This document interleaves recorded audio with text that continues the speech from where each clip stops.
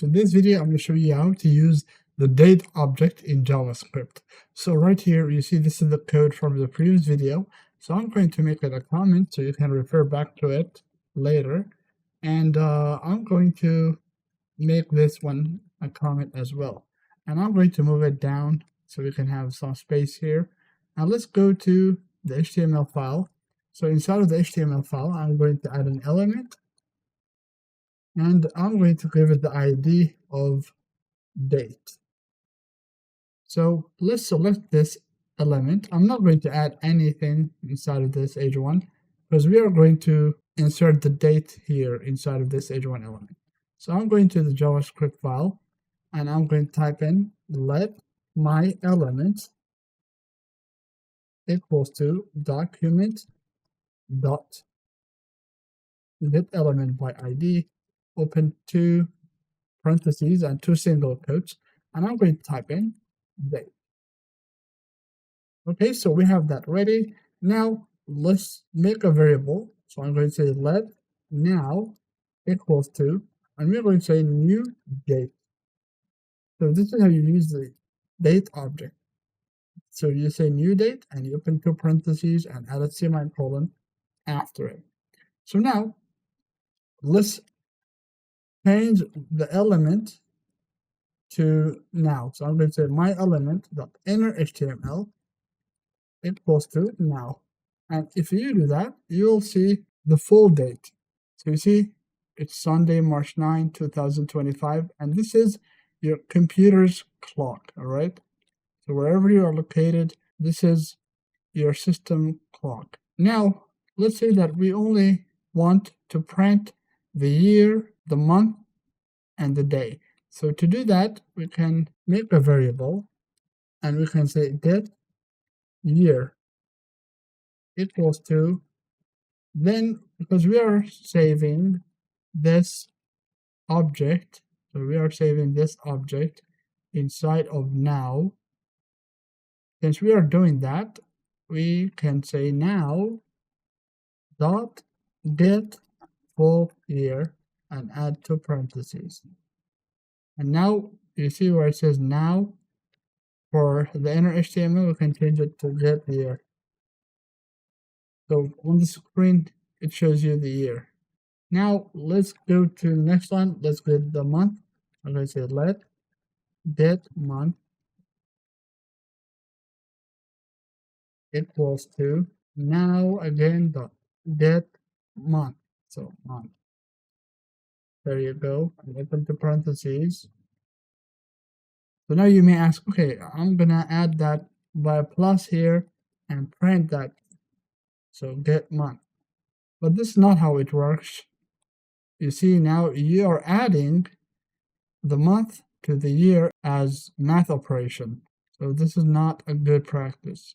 So it's better to use the backticks. So zoom in, you see these are the backticks from the previous video. We have seen these. And I'm going to type in a $, curly braces, and name of the variable. So you see, let's say that I want the month. So I'm going to say get month. Get. You see, it's February. It's showing you 2, number 2 on the screen. And now let's add a dash followed by the year. So $, open two parentheses, get year. So we are printing that as well. So now let's say that we want to make a clock. So I'm going to get rid of the year and the month, and I'm going to get rid of these inside of these backticks. So now let's get the hours. So let get hours. This is the variable name. You can name it anything you want, but I named it get hours equals to, and because I have the object stored inside of now, I can basically say now dot get hours, and let get minutes equals to now dot get minutes. And one more thing, let get seconds equals to now dot get seconds. So we have these three elements, the hours, the minutes, and the seconds ready, and we can print them to the user. So first, let's add the hours. So $sign get hours. So you see it's 19 now, colon, followed by minutes and seconds. Get seconds. So you see we have a clock on the screen.